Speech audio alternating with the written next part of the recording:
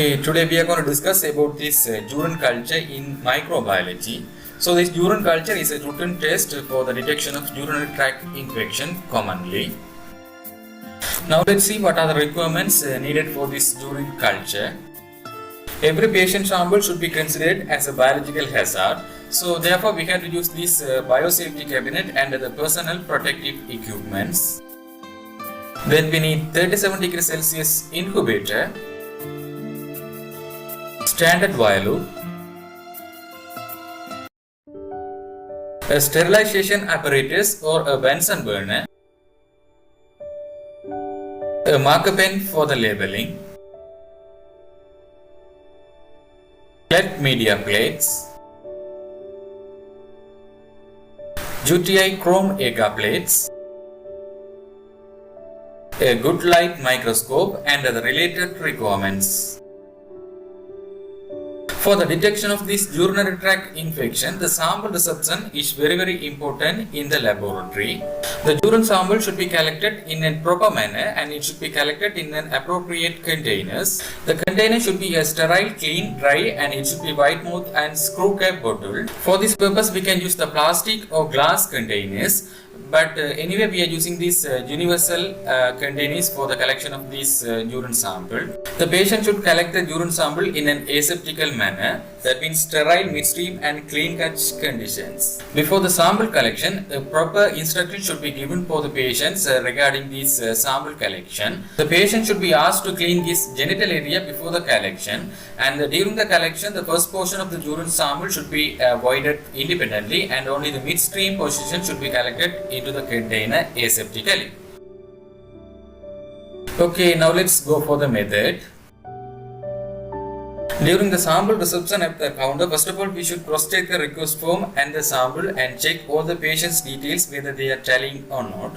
So after the checking these details, we should put the lab number on the request form and on the sample and on the CLED media plate also.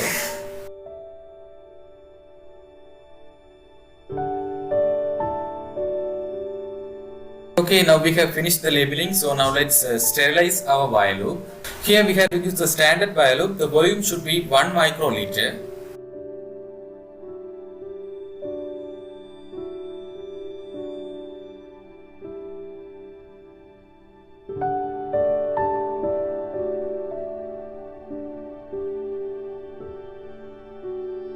After the sterilization, at least we should allow the vials for 30 seconds for cooling.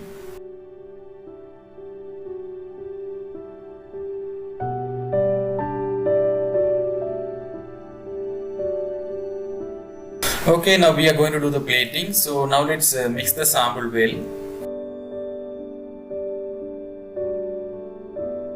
Then we open the lid of the container carefully and we take a loop of urine sample. Special care should be taken for the prevention of spillage.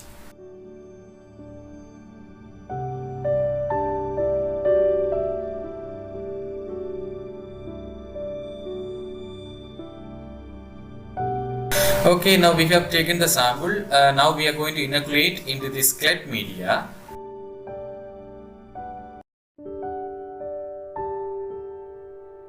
We inoculate this specimen by streaking in an inverted cone appearance.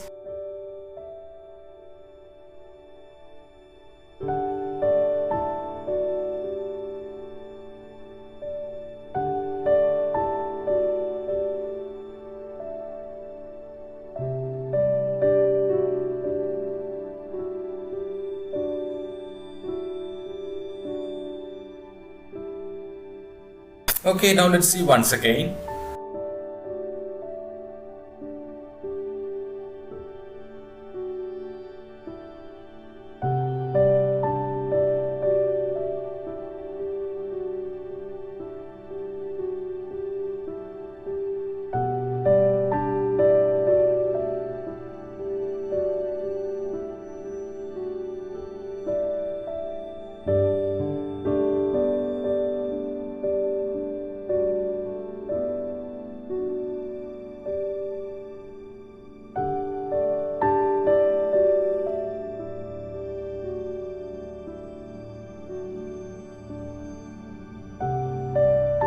In the hospital setups, we are using a large number of samples in a day. So routinely we are dividing this 9 cm CLED media plate into 4 equal parts and we are doing this culturing.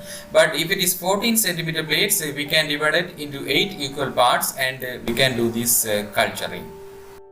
For the routine culturing purpose, we are using these UTA chrome agar plates also along with these CLED media plates because it's very easy and rapid diagnosis for the detection of these urinary tract infections. This UTA chrome agar is a special media which we can use for the differentiation of species. So different species can give different types of colonies in this UTA agar. So now I am inoculating this urine specimen in this UTA chrome agar. To get a rough idea about this UTI infection, additionally we are looking for the direct microscopy. Here we are directly preparing a wet pound and observe the sample under the direct microscopy. If the patient is having the infections, we can observe some cellular components in this direct microscopy, such as we can observe these pus cells, WBCs, bacteria and other cellular components in this urine sample.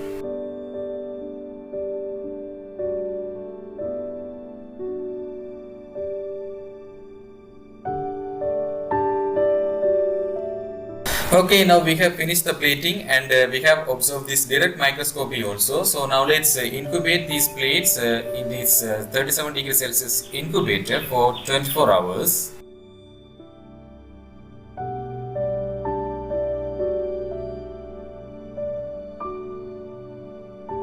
So after the 24 hours incubation, we take out the plates from the incubator and we are checking for the growth, whether it is present or not. If the growth is there, we have to differentiate whether they are lactose fermenters or non-lactose fermenters. If the organism is lactose fermenters, they can present in yellow color colonies in this CLED media. But if it is non-lactose fermenters, they can present in white, blue or some other colors in this CLED media. For the rapid diagnosis, this UTA chrome agar is very useful in this routine culturing method because they can give different color protections of this, be able to differentiate these species of bacteria. After that, we have to perform the gram stain also. So then only we can observe whether they are gram positive or gram negative bacteria. So now let's do the gram stain. The gram stain is a differential stains. We can differentiate both gram positive and gram negative organisms. So if the organisms is gram positive, they can appear in purple color. If the organism is gram negative, we can observe them in pink color. After the identification of gram positive and gram negative organisms, we have to continue our process with biochemical identification test. The reason is to differentiate the bacteria species. But in nowadays, for the rapid diagnosis, these commercial rapid kit tests are available. So these rapid kit tests are very easy to perform and within a short period of time, we can observe the results. Then finally, we have to do this ABST, that means antibiotic sensitivity test. It is compulsory to perform this ABST test for this UTA infection because then only we can get a drug of choice for this correct treatment for the patients. In the laboratory, we can use this CLSA method or Johnstock methods to perform this ABST.